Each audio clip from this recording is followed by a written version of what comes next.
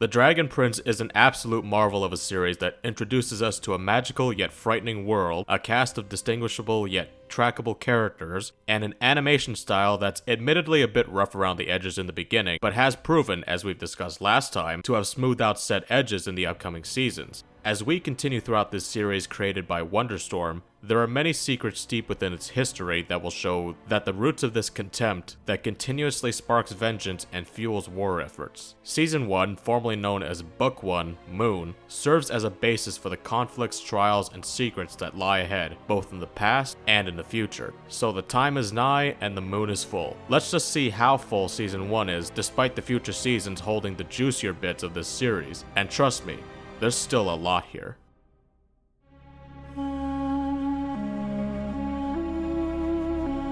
Let's first start off with how this series is formatted, which is going to be a recurring pattern even in the future seasons. There's 9 episodes per season, and each episode will run on an average of 24 or 25 minutes. As each episode starts, there will be a short recap section announced by a specific character that will have a significant role to the episode that's about to play. Assuming you wish to refresh yourself on details essential to understanding and anticipating what is yet to come in the following episode, it's an option that's there for viewers that I appreciate.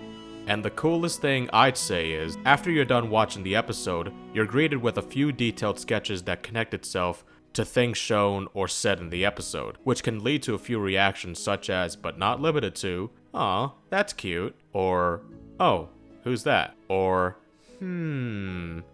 interesting. Regardless of how you may react to them, it's a nice little treat to the more dedicated viewers who are more willing to ignore the play next episode pop-up and would rather take time before the next episode to watch the credits instead. I for one adore this, since it does encourage me to try and take in the credits that last about a minute and resist the urge to just keep going and going. And who knows, those viewers may catch on to some implications for planting the seeds of events. The same goes for the previously on the Dragon Prince section. Since we got the more numerical and boring things out of the way, let's get into the more exciting things, which is the visuals and style of Season 1. Early on, though on occasion there will be gloomy and depressing colors, there remains a consistent sense of adventure, isolation, and mystery through locales such as dark caves, bright forests, and foggy mountains. Though adventure and isolation are part of the driving force of the season and our main character's progression, each of these sets of visuals are strong, varied, and do carry the mood of the scene playing out. My personal favorite sets of visuals, however, would have to be when there's a heavy presence of blue glow-ups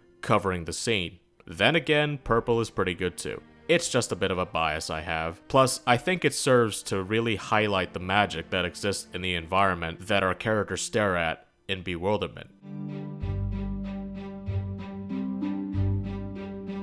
Season 1 starts out things slowly, and yet, despite all of that, there's still things that are here for the viewer to latch onto almost immediately. Let's start by first talking about the main cast. First off comes Prince Ezrin and Prince Callum of Katalis. Ezrin's the younger, more carefree brother with a large sweet tooth and has a knack for not only everything jelly tarts, but also everything to do with animals, leadership, and unique solutions that are more beneficial and considerate as opposed to the harmful solutions other figures around him would propose. Callum, on the other hand, is also talented in his own way despite screwing up time and time again. He brings a unique flair to the cast as well, from his impressive drawing skills and his dedication to things he's fascinated by, like magic for example. Keep pushing him forward despite the hiccups he'd have to endure in order to keep improving. Not bad for a step prince, huh? Why'd I call him step prince, you ask? We'll delve a little deeper into that later. But he isn't alone when it comes to his biological parents not really being there to take care of him, which makes it a perfect time to introduce Rayla, the Moonshadow Elf assassin. An eager young fighter from Zadia who's mastered the sword and is completely capable of dual wielding, which just so happens to be part of her agile and swift style of combat. What isn't part of her style, however, is traveling by water. She'd much prefer dry land, but regardless, that doesn't stop her from using her skills to overcome a challenge, even if she's been shown to revolt against the obstacle that stood between her and completing said challenge. So what's the one thing the three of them have in common? Oh, right. 4. Almost forgot about Bait. Ezrin's consistently grumpy, yet loyal, Glowtoad, who also shares the same love of jelly tart, while also having a slight unique trait of his own. As his species name implies, he glows, and depending on the color he glows, It could mean he could be shown to be afraid, angry, the list goes on. As a bonus, he can also be a flashbang. Flashbang through the door!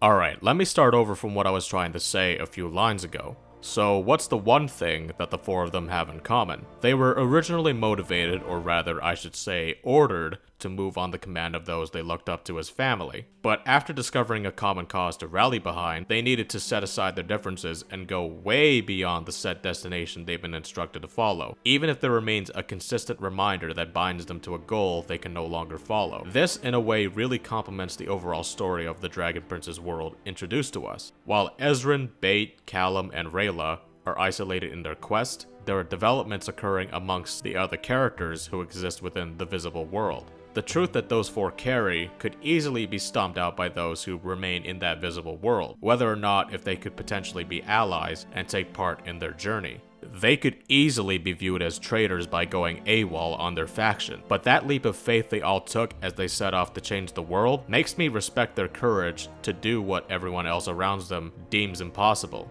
Uniting elves and humans once again. Speaking of which, time to talk lore. If I had to break things down easily, I'd leave it to David Hayter as Naked Snake in Metal Gear Solid 3 Snake Eater, since it does legitimately resemble our world's history in that respect.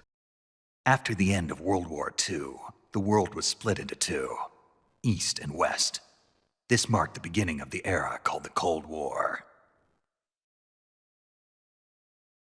In the context of the Dragon Prince's world, it's revealed that in this season that many years prior, humans and elves did in fact live together in the eastern part of the continent.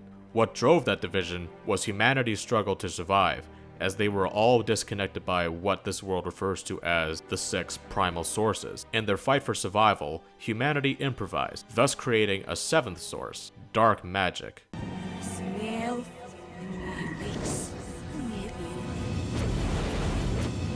leaping, skipping, flames.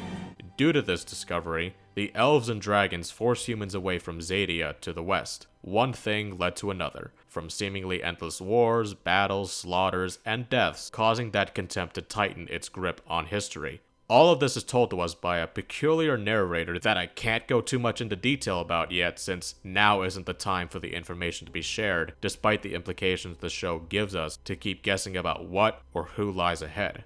So with all that history covered, this brings us back to the present of Callum, Rayla, Bait, and Ezran's journey. Meeting up for the first time, still believing in their faction's causes, they didn't exactly cooperate with one another at first. There's an instance, as I described earlier, where they're prompted to set aside their differences and work together. As the world's history described it, the conflict only prolonged at the claim that a dragon egg that belonged to the Dragon King was destroyed.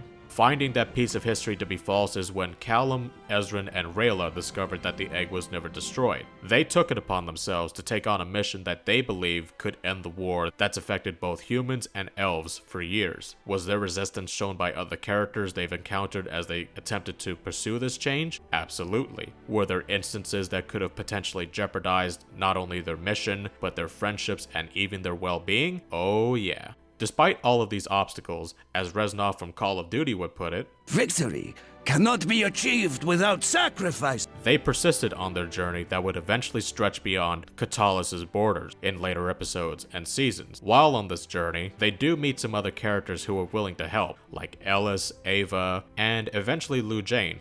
Meanwhile, the forces that are pursuing the cast are seemingly always on their tail, but never close enough to make a move on them this season.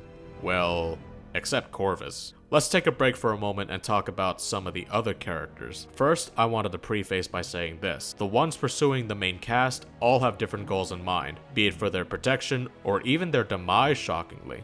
The most interesting things I've seen throughout the first season is seeing how some of them deal with it. Though the ones seemingly trying to rescue them, like Corvus and Amaya for example, are a bit less interesting for now, while other characters like Soren, Claudia, and Viren took the spotlight, in my opinion. Then again, there is Gren and his never-ending supply of optimism, but in the case of Viren, He's got a seemingly infinite supply of vile ambition that seeks to only further his own agendas, using his own children as an extension of his will to conquer and rule Katalis and Zadia. And then there's his son and daughter. As individuals, how do Soren and Claudia deal with not only their father's seemingly drastic ideals, but themselves as they hold on to secrets that both must bear for Viren? Do trust issues form? Are their beliefs going to be challenged? This is something I'd be able to hold on to for future seasons, to present an answer. And it's quite interesting too, since you're tempted to agree with this concern for the kingdom, when in reality, if you cut open the sheep hide that this high mage has forged in order to present himself as something less than ferocious, what you are left with is something foul. This is the reality that not only characters like Soren and Claudia will have to react to and perceive, but us as well, though we do have a second perspective from those who are aware of the wolf hiding in plain sight, and are wary of what secrets they might expose, and what consequences they may bring for the foreseeable future. While staying on the topic of consequences and the future, let's talk about how the season ends, and where all of our characters are at this point in time. Rayla, Ezran, and Callum have tackled enough together, from the chases to the humorous banter, and the risks that they pulled through that unfortunately left the dragon egg in an unstable state. Due to the limited amount of help they've gotten, they've trekked up this mountain in hopes of being guided to a healer that could supposedly help them save the damaged egg, like they'd done many years prior for Ava the wolf. With Ellis being their guide, the one they finally met, Lou Jane, turned out to be someone that didn't quite fit their expectation, since this was an issue they couldn't exactly gloss over with an illusion. Even if her skills had been convincing in the past and present, there was one solution that Lou Jane was able to present to them: save the egg with a high wind or a lightning storm, something they thought that was unattainable, or so they thought. In the end, it was down to Callum giving up his primal stone that he borrowed from Claudia, thus relinquishing him from performing magic ever again, or for a while at least. At the time, I gotta hand it to Callum, that primal stone throughout the season gave him some power that he was thrilled to wield, but giving it up for the greater good helped him save a life after smashing the stone. To think when the Dragon Prince was done with introducing its mascots, Ozymandias, the Dragon Prince, comes along and emerges from the egg, though I won't call him Ozymandias this whole time. Instead, the characters refer to him as Zim, short, simple, and to the point. I see a bright future in this white-haired, blue-scaled bundle of joy, though some other groups of people might have something to say about that, which they do, since they seem to lack the compassion or understanding that our main cast possesses about the nature of the newly born Dragon Prince. Overall, Book 1 is a fantastic start to a show that will only get better. The story is easy to follow and actively encourages viewers to pay attention, since there's so many puzzle pieces that need to be put together, and the protagonists are a lot of fun to watch. Hell, even the antagonists have something to offer. I don't necessarily like some of them for obvious reasons, but they're very interesting to watch, and to me, that has me begging the question, why do they do the things they do? Since to me, they don't really come off as the haha I'm evil type, though cliches are unavoidable even with the layers of story and character development that can be added on later to further enhance their presence. The same can go for the protagonists. Sure, they're very enthusiastic to save the world just like many other stories out there, but there's still plenty of obstacles that could potentially get in the way. But I'd have to save that discussion for a later date. For now though, thanks a lot for coming through to this review. I'm sorry this is a bit late.